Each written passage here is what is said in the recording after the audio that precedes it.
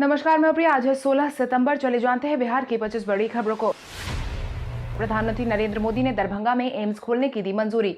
दरभंगा वासियों को प्रधानमंत्री नरेंद्र मोदी ने एक और बड़ी सौगात दी है, जिसके तहत केंद्र सरकार ने दरभंगा में एम्स खोलने की मंजूरी दे दी है। आपको बता दें, दरभंगा में एम्स स्थापित करने की मांग सालों से की जा रही थी। दरभंगा में एम्स 1264 करोड़ रुपए की लागत से बनाई जाएगी। अगले 4 साल में दरभंगा में बनकर यह तैयार हो जाएगी। दरभंगा में एम्स के बनाए जाने से मिथिलावासी और उत्तर बिहार को काफी ज्यादा फायदा मिलेगा। सरकार की तरफ से मिली जानकारी के अनुसार नवनिर्मित अस्पताल में 700 बेड से अधिक सुविधा मुहैया करवाई जाएगी। वहीं इस बाबत बिहार के जल संसाधन मंत्री संजय झा ने ट्वीट करके प्रधानमंत्री नरेंद्र मोदी का धन्यवाद व्यक्त किया है।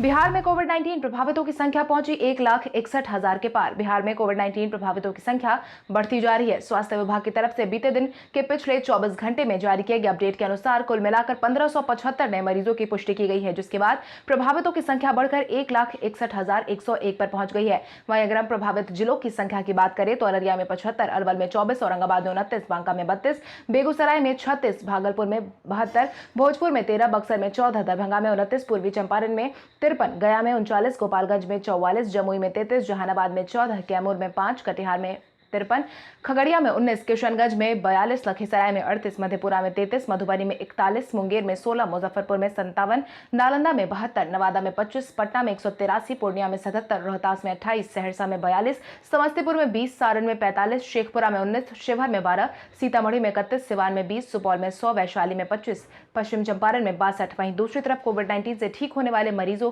की संख्या में भी लगातार बढ़ोतरी देखी जा रही है। स्वास्थ्य विभाग की तरफ से बीते दिन शाम 4 बजे तक जारी किए गए अपडेट के अनुसार कुल मिलाकर 1,46,533 मरीज ठीक हो चुके हैं। वहीं 836 लोगों की जान जा चुकी है।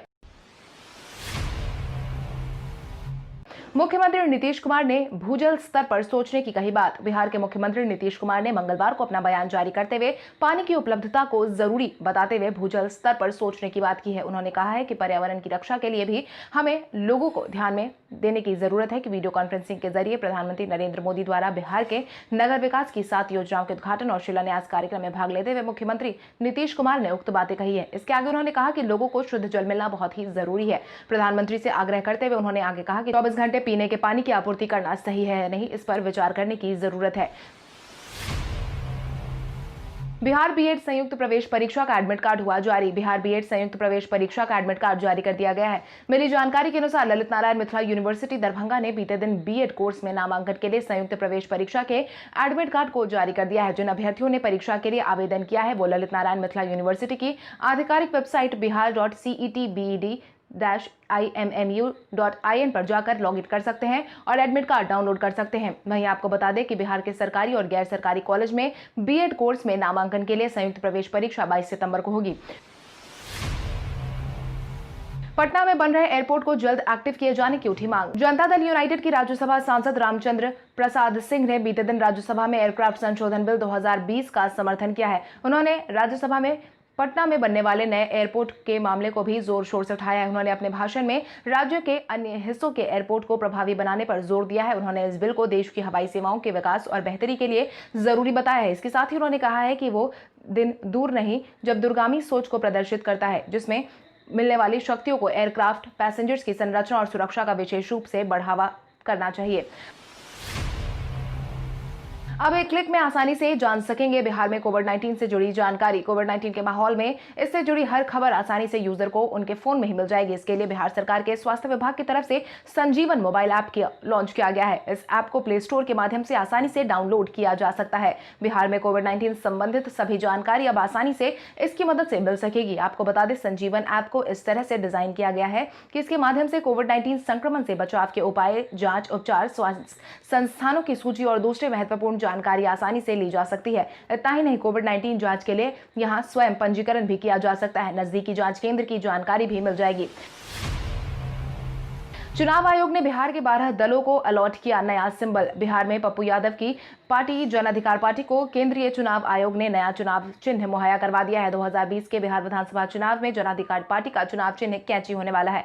वहीं चुनाव आयोग ने जनतांत्रिक लोकहित पार्टी को टेलीविजन, आम जनता पार्टी राष्ट्रीय को चप्पल, हिंदुस्तानी आवाम मोर्चा सेक्युलर को पैन, लोकतांत्रिक जन स्वराज पार्टी को कैरम बोर्ड, भारतीय लोक जन नायक पार्टी को रोड रोलर, राष्ट्रीय जन पार्टी को रोबोट, राष्ट्रीय जन विकास पार्टी को बेबी वॉकर, हिंदुस्तानी संपूर्ण आजाद पार्टी को balloon, Republican party of India राष्ट्रीय को दूरबीन और मजदूर एकता पार्टी को हैंड कार्ट चुनाव चिन्ह दिया गया है।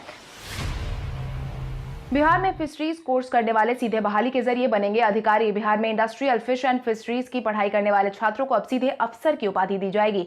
मिली जानकारी के अनुसार इससे छात्र मछली उत्पादन के क्षेत्र में तो सफल होंगे ही, उत्पादकों को सरकार की योजना और तकनीकी जानकारी भी मिल पाएगी। बिहार पशु एवं मत्स्य संसाधन सेवा भर्ती नियमावली 2007 में संशोधन कर बिहार पशु एवं मत्स्य संसाधन सेवा भर्ती संशोधित नियमावली 2020 के प्रारूप को हरी झंडी मिल चुकी है। इसके साथ ही निरीक्षक एवं मत्स्य प्रसार पर्यवेक्षक पद को मदद से विकास पदाधिकारी में समायोजन कर दिया गया है, जिसके बाद एसडीओ की तैनाती प्रखंडों में होगी। कोविड-19 पर हाईकोर्ट ने बिहार सरकार से फिर पूछे सवाल। पटना हाईकोर्ट लगातार कोविड-19 के मामले को लेकर सरकार से सवाल जवाब करती आई है।